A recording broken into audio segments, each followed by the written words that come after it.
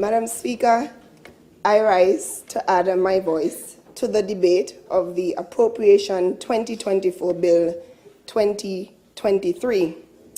Madam Speaker, I think you like it when I stand to speak because unlike the others, I don't ask for extra time. I'm not even close to asking for extra time because I get straight to the point. So I wish I was a part of the bet because I will win it and I will have some money, extra money to shop for that day. So you could include me. But Madam Speaker, I am happy to be here today to lend my voice to the debate. I must say that coming here from Nevis, I've never been excited or as excited for a budget debate or an address. But Madam Speaker, the people created the energy. I swore that I was the Prime Minister of St. Kitts and Nevis because the amount of calls and messages that I got asking me about double salary or this $2,000 that was supposed to be paid, I didn't even know what to say. All I could say was, I am not Prime Minister Drew.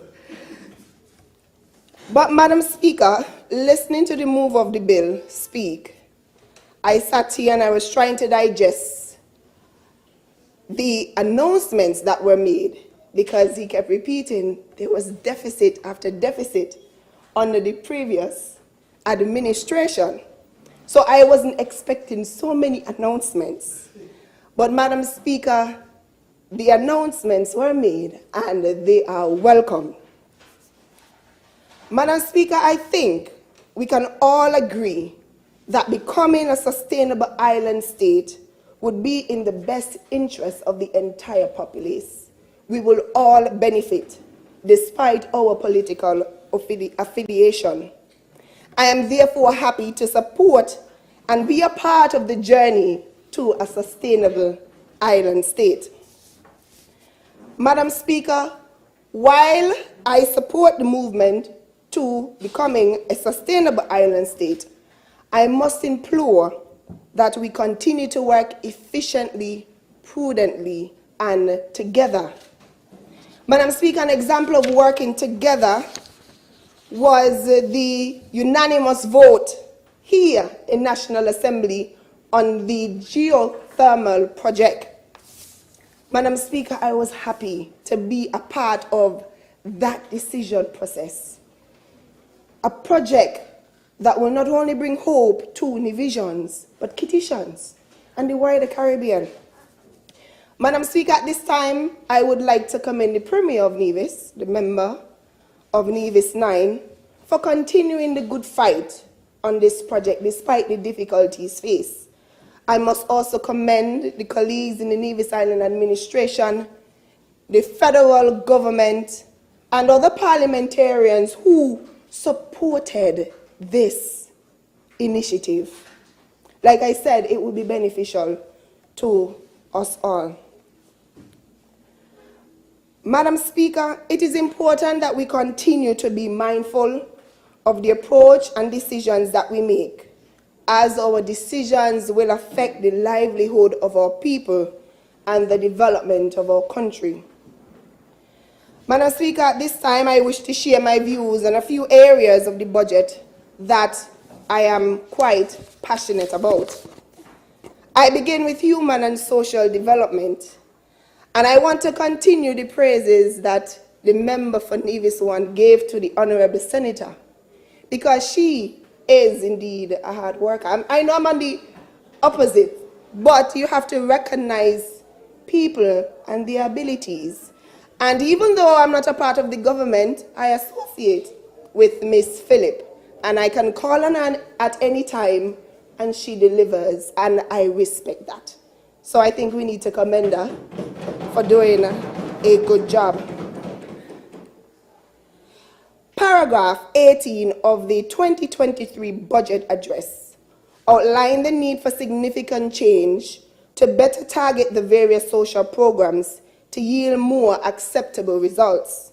To date, we have seen the efforts to reform the Poverty Alleviation Program, called PAP.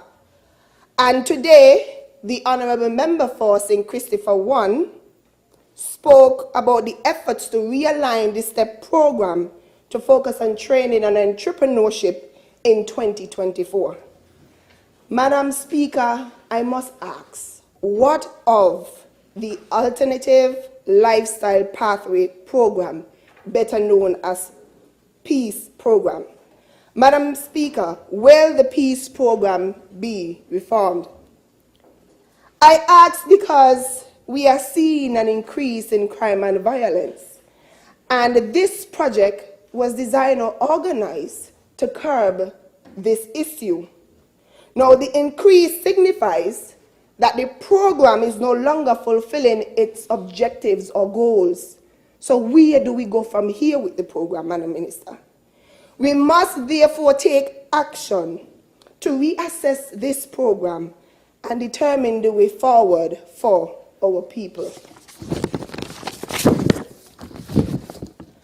Madam Speaker, paragraph 55 of the 2024 budget address outlined that the government will proceed to reform PAP into a multi-dimensional program called LIFT. I do like the name LIFT.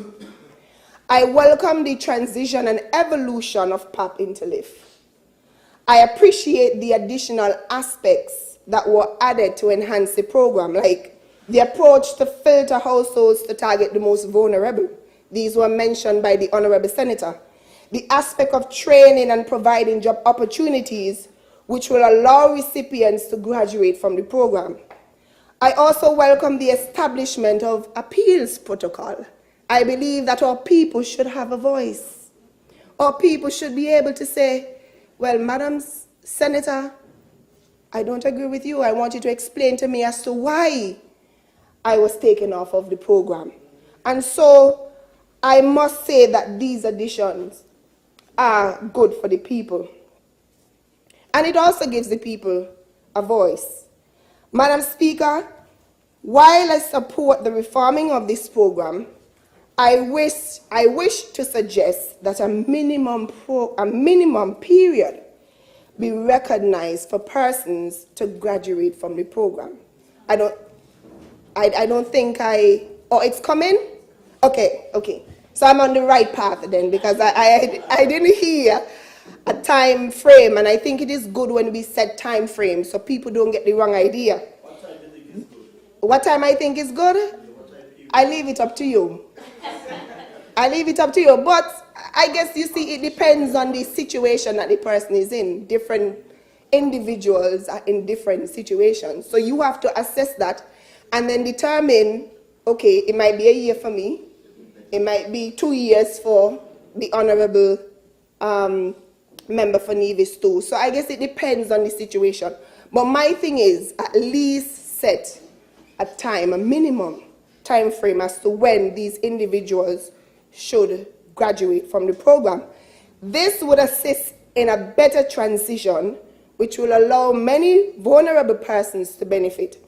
It will also help to eliminate the thought of one being on the program forever, or one feeling entitled that you can't release me from the program. You have no right to.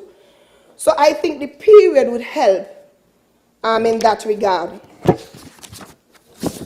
Also, Madam Speaker, I mentioned in my 2023 presentation, I suggested that the application for the various programs submitted in Nevis be assessed and approved in Nevis, of course with the consultation of the federal government.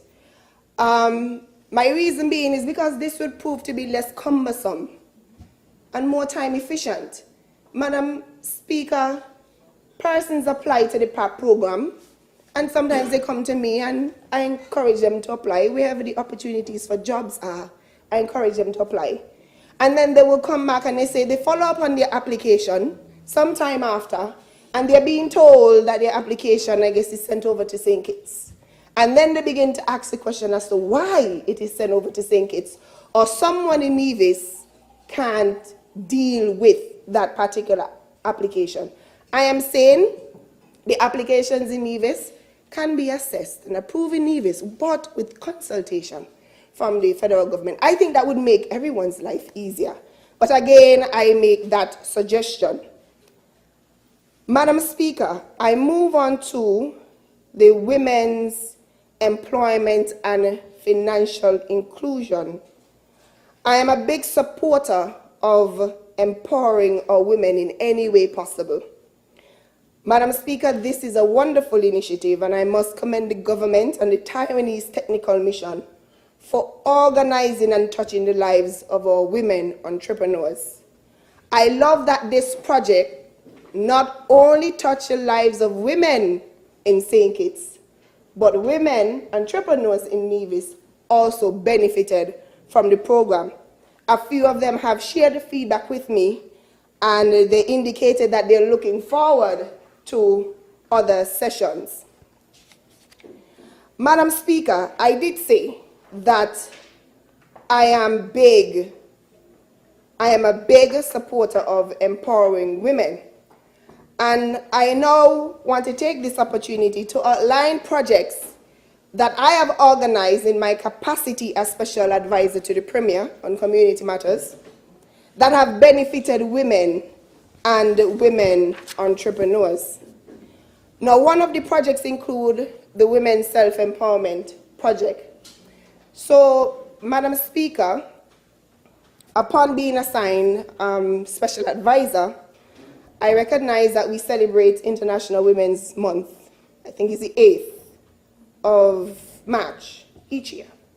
And I didn't see a program or a workshop in place at that time.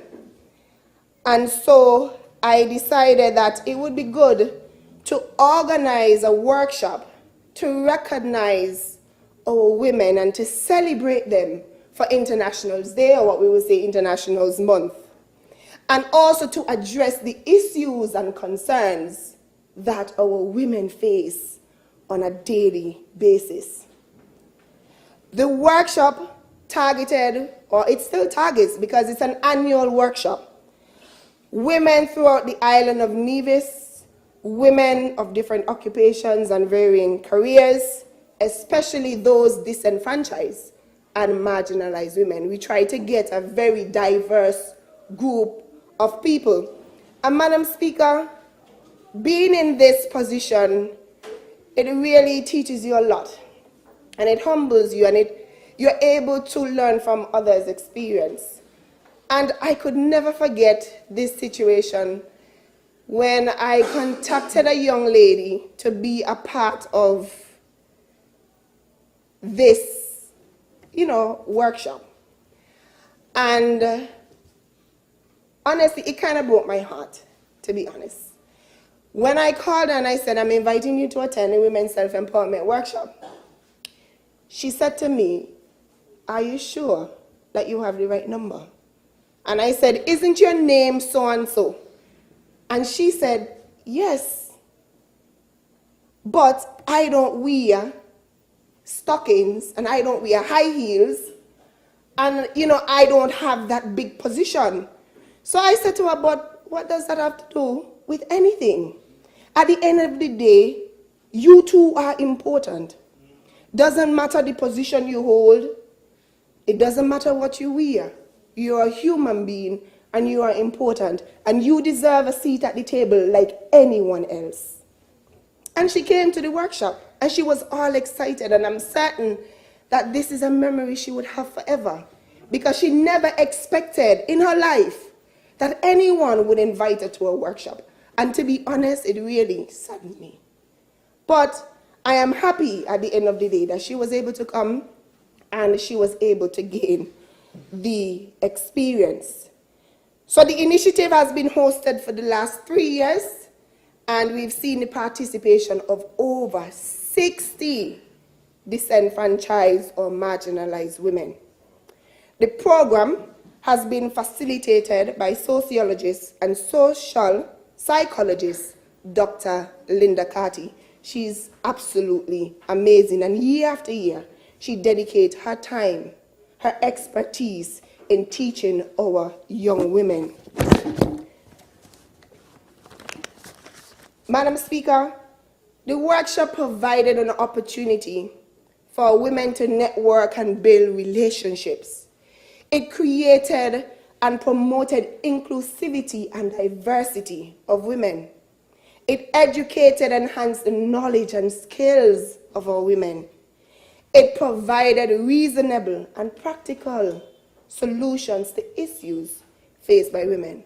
And as I said before, it has boosted their confidence and leadership abilities. And it is good when we as women empower each other. And I want to continue to encourage that, because oftentimes we find it's women who are fighting down each other. So we all now have to make an effort to stop that and to say that we are going to empower each other. Madam Speaker, some of our women entrepreneurs, I move on to another initiative that was organized. Some women entrepreneurs were able to benefit from a customer service skills training workshop for small and medium businesses. The training was held, I think, back in September. I think the ending of September, if not the 27th or so. The facilitator was Miss Tricia Daniel. She's a communications specialist, and she too is amazing, because when I reach out to her, you know her? See? Yeah, she's very amazing. When I reach out to her and I said, Mrs. Daniel, I want you to please host a workshop for me. I know you have the expertise, but it's not just the expertise that matters, it's the personality. And she agreed right on the spot. And for me, these facilitators who are doing these programs that I've initiated, they do it for free. And I must commend them. So I use this platform to thank them very much for agreeing to be a part of these various initiatives. The training targeted owners, managers, and employees of small and medium businesses. 20 individuals, 20 businesses participated, and of the 20, 15 participants were women. The training focal areas included who are our customers, internal and external, communication and attitude, technology and customer service, dealing with difficult customers, and making ethical decisions. And oh yes, ways to wow your customers. Madam Speaker, I think those of us who have businesses would understand our business is nothing without customers. And we have to invest in ensuring that we have a good customer skills training plan. When your customers come to your institution, you want them to feel welcome. You want them to feel loved. That's how they come back. Sometimes customers come because, yes, your food is delicious, but sometimes they really come because they feel at home. Most people go where they're comfortable, where they feel relaxed. Sometimes it's not even about the food. It's just how the employees make you feel. And that is critical to the success of any business. Madam Speaker, I move on to speak about our seniors. And anyone who knows me knows that I love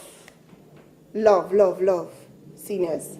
I grew up with my great-grandmother, and she, God bless her soul, and I won't tear, I won't cry, she is and will forever be the number one person in my life. So for me, taking care of our seniors is important. I applaud any effort to empower our seniors. They are the foundation on which many of us stand.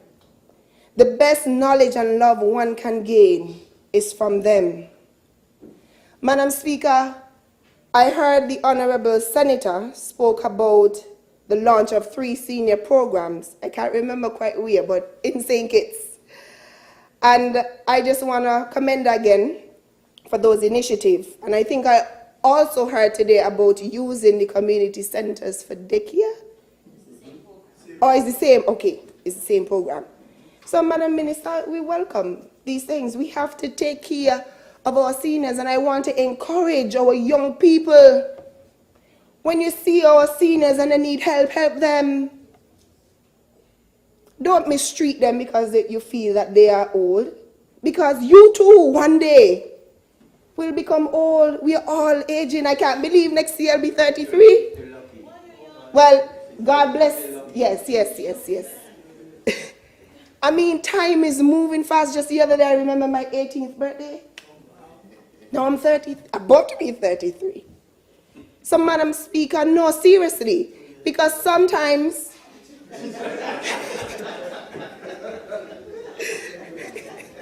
those who are older than me, I understand, but to you 33 is young. To me, it's like you can just climb in the ladder. But, Madam Speaker, on a serious note though, we need to love and take care of our seniors, and I'm encouraging all our young people. Please learn from them. I tell people all the time, I am where I am today because of my great-grandmother. And I make no apologies in saying it because it is the truth. And maybe that is what is missing from our homes. The teachings of our seniors. That is what is missing. That is what I feel is missing. That's my opinion. And so, Madam Speaker, I will continue to encourage that we look after and support our seniors. Madam Speaker, I would like to recognize the programs done in Nevis, and I would like to commend Senator Janelle Nisbet and her team in Nevis because they're hard workers and they have a very robust program in place for seniors. And I know that her and Honorable Senator Philip are ensuring that our seniors are not left behind. As Honorable Senator says, she's always in Nevis, which is true. So, why you say, oh Jesus? Maybe what you think she's in Nevis for, she's not in Nevis for? I don't know.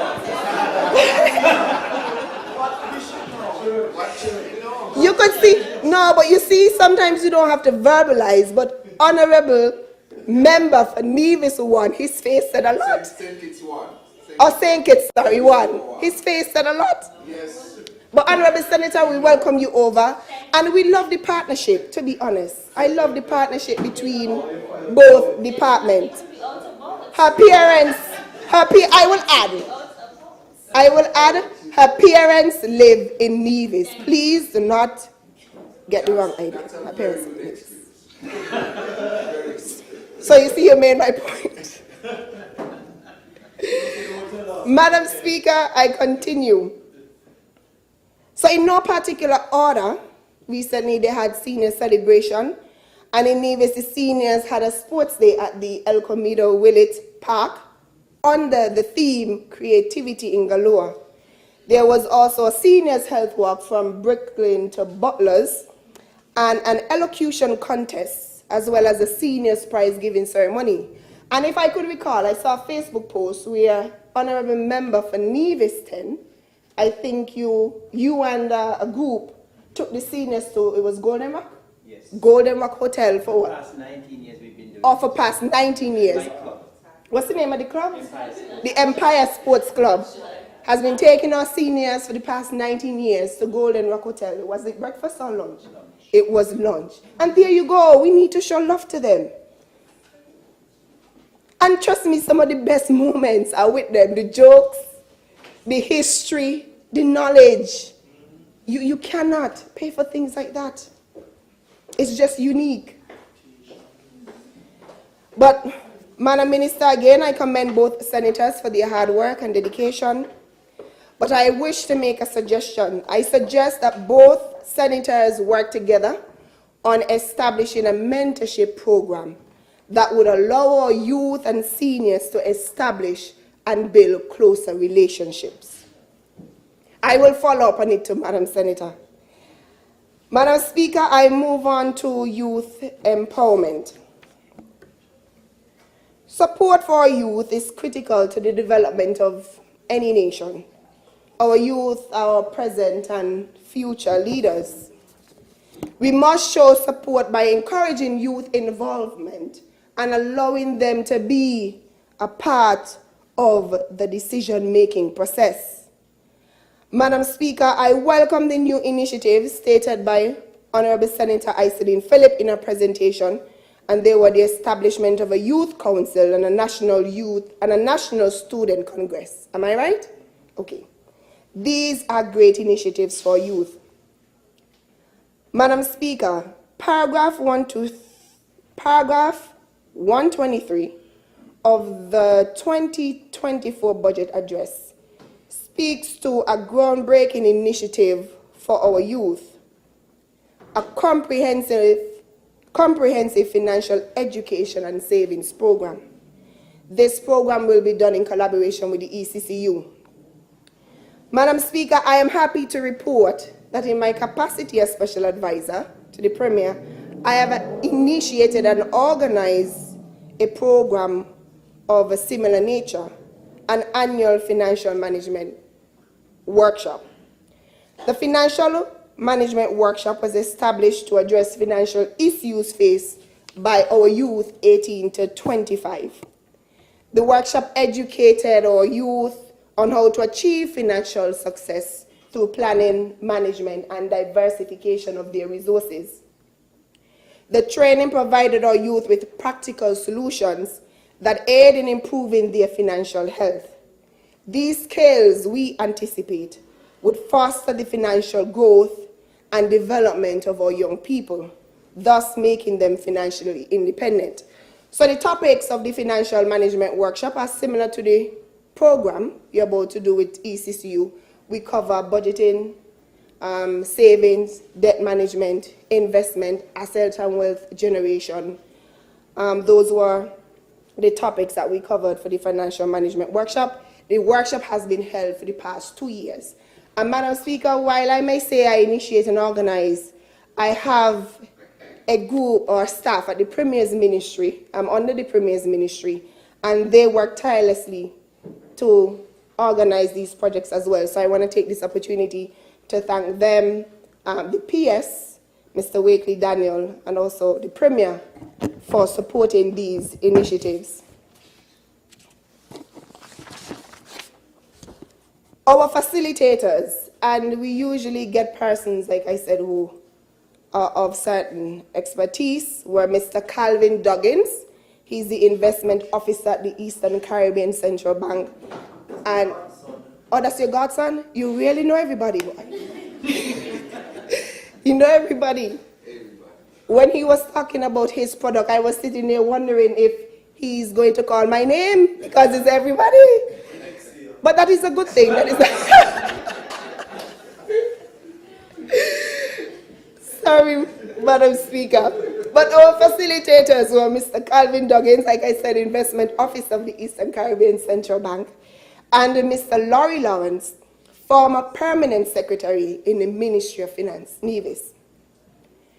Madam Speaker, as it relates to the savings portion of this program, I await details as to how this program will be properly managed to ensure that our youth truly benefit from the program. I know the Honorable Member from Nevis 9 raised some points yesterday. I won't repeat, but I honestly would like to know what the details are, because if we're going to put this program in place for youth, we want to make sure that they benefit. And the reality is sometimes we have parents or families and they may be opted to choose a different approach and use the money for something else. So what protective measures will be put in place to ensure that these, well, I want to see it. I want to know what it is. I'll be looking out for it, Madam Speaker. Okay, they said the details will come. Wonderful. Madam Speaker, the Honorable Senator Iselin Phillip mentioned collaborating with other departments and organizations to organize projects. And I think she mentioned a project with the UN Coordination Officer, Mr. Cosbert Woods. I think they did a session in St. Kitts. But Madam Speaker, in my 2023 presentation, I spoke about the Nevis Island Administration Youth Forum, where we brought together the different youth groups on the island, and it involved all the ministers of the Nevis Island administration. So it was to put them in a position where they can express their issues and concerns, as well as ideas with the ministers of government. On that day, I mentioned that 2023, we were gonna host a youth summit. Sometime after, I received a call from the director of youth, and she indicated that the UN coordination officer wanted to host a similar event in Nevis. So we decided, instead of doing two separate events, why not unite and do a big event? So, Madam Speaker, I am pleased to say that we saw the participation of 80 young people at our youth summit.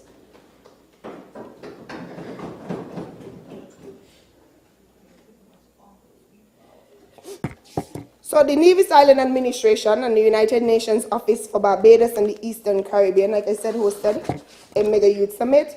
80 youth participated. This was on the 6th of November 2023. It was held at our beautiful Malcolm Gishard Recreational Park. But we saw the participation of youth from the various high schools on Nevis, and we also saw the participation of young adults within the private and public sector. We didn't want to leave anyone out. So we wanted a very diverse group of young people, youth between ages, I think we did probably 16 to 35. So the main facilitator of the youth summit was Mr. Cuthbert Woods, and the second facilitator was Mrs. Wendy Elliott Williams, UNICEF ECA program coordinator in St. Kitts and Nevis. So, Madam Speaker, I too would like to thank them for being a part of this initiative and for making their contributions. The Youth Summit covered 10 of the 17 Sustainable Development Goals. So we had SDG 2, Zero Hunger; 3, Good Health and Well-being; 4, Quality Education; 5, Gender Equality; 8, Decent Work and Economic Growth; 11, Sustainable Cities and Communities; 13, Climate Action; 14, Life Below Water; 16, Peace, Justice and Strong Institution; and lastly, number 10, Partnership for the Goals. The Youth Summit also included a panel discussion with the ministers of the Nevis Island Administration.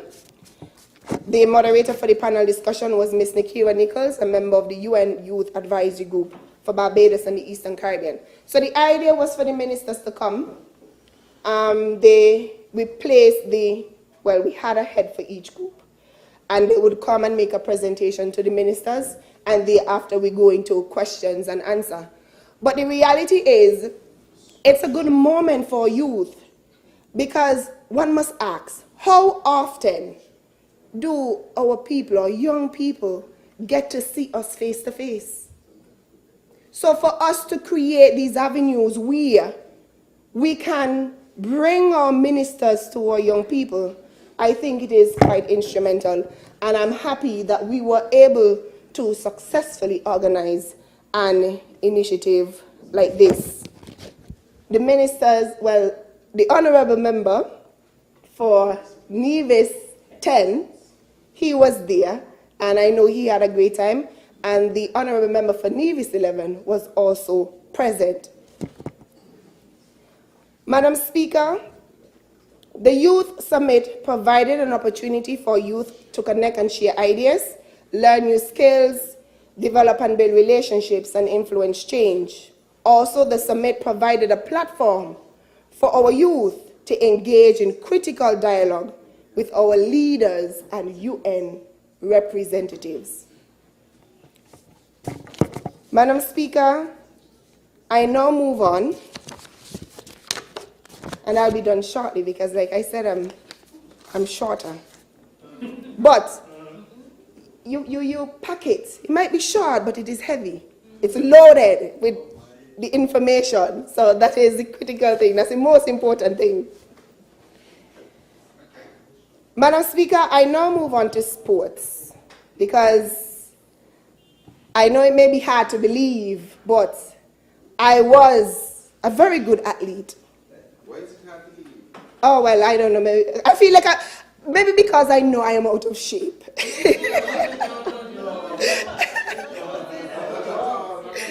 But Madam Speaker, I was once a good athlete. I represented. Well, I'm happy that nobody agreed with me. So, yeah, that's very good. But you know, I represented my country throughout the Caribbean, and it was my goal to actually make it to the Olympics. But because of injuries, I tore my 2 hamstrings. It was a difficulty recovering, and so my goals did not materialize. But I want the goals of 1 and 2. 4 by 1. You put me in a 4, oh, that's a tough one, but I will give it my best still. I wasn't a fan of the 400 meters. But, Madam Speaker, I want the goals of other young people to be materialized. I want them to make it to the Olympics. We talk about tourism, but there is also sports tourism. Sometimes all you need is one athlete to make it to the top. And you're good. And so, Madam Speaker, we must invest in our athletes. We must invest in our athletes transitioning from high school to tertiary education. Oftentimes we see too many athletes, they go in primary school, they go to high school, and you're asking yourself, but what is happening? You're so talented and you know they have the ability to make it further. So I am saying that the government, in collaboration, of course, with the different sporting organizations, you have the SKN Athletics, and you have the St. Kitts Nevis Football Association, and if there are others, and work along with each other to create plans that would help to further develop our athletes. Madam Speaker, I also want the organizations and the government to establish a program that would seek to enhance women's participation in sports. There was a forum, and Honorable Iselin Phillip too attended that forum, and we did have a conversation. It was a forum held by the SKN Athletics and the St. Kitts Nevis Football Association. The forum targeted our youth, especially women and girls, and it was held under the theme, Taking Your Place in Sports and Society. So, Madam Speaker, I want us to work together to assist our youth in furthering their studies and to assist our women and girls into athletes that will go beyond high school, that would further their education. This will only enhance the overall development. Madam Speaker, I'm soon there. Madam Speaker, I wish to speak on housing. The development of housing communities for middle-income earners. In the 2023 budget address, paragraph 23, stated that the main target groups earmarked to receive this benefit are young business owners and recent university graduates. Madam Speaker, I'm just simply seeking an update on these housing communities. How many young business owners and recent university graduates have been approved? Madam Speaker, on Nevis, I'm happy to say that we have developed similar housing communities. The University Heights in Lower Spring Hill, St. James Parish, is a prime example. And I want to commend the honorable member for Nevis 11 because he is very passionate not only about agriculture, as you heard him yesterday, but very passionate, and he has done a lot in housing. And now I would commend the Honorable Member for Nevis 11 for continuing the good works. He is now the Minister of Housing. And so, Madam Minister, we are all working together to ensure that our young people and others throughout the entire populace receive quality and affordable housing. Madam Speaker, I want to speak about the University Heights. The program targets returning university students. You must attain a 4-year degree from a university or college. You must also be living in the Federation for 5 years or more to qualify. So you go to school, you come back, you have to be living in the Federation again for 5 years or more to qualify.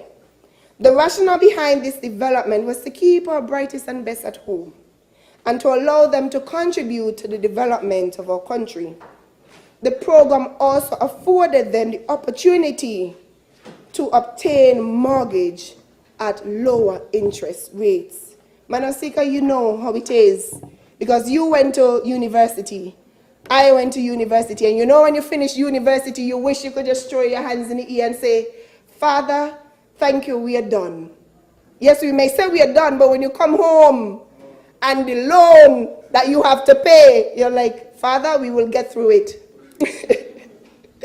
So these programs provide an opportunity for our returning students to be able to lift the weight of mortgage while at the same time juggling their student loan. There are about 14 land lots, and there are currently 10 houses or 10 homes on site. Now, our youth who are nationals of St. Kitts and Nevis can benefit. You must be a national of St. Kitts and Nevis. You will benefit from 8,000 square foot lot of land at $1 per square foot. Wait, note, however, that the land cannot be purchased alone. I caught it just now. It's a part of the package with housing designs. I think you can choose from 4 designs. 2 of the designs range from $300,000 to $325,000, and 2 range from $325,000 to $350,000. I encourage everyone who qualifies to take advantage of this opportunity. And if you can do so now. Property is the way to invest now. Property is the way to invest now, because property appreciates. You take care of it, it appreciates. And so, again, I encourage those who qualify to take advantage of this opportunity. Madam Speaker, forgive me, but I forgot to inquire about the back-to-school voucher. I think it's $250. I am just simply seeking, I'm trying to find out, was the voucher a one-time voucher, or is it going to be an annual voucher?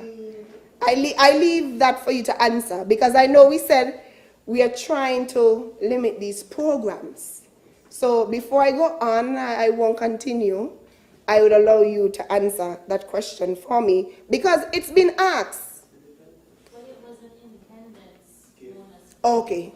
Okay, so it was just so for those who've asked me, and those who are listening, and those who continue to ask, the voucher was just an independence voucher in celebration. Okay. Yes. Independence 40 voucher. Madam Speaker, see, I told you I would be brief. These were my views and suggestions on the budget address. Thank you for allowing me to make my contribution. May it please you, Madam Speaker.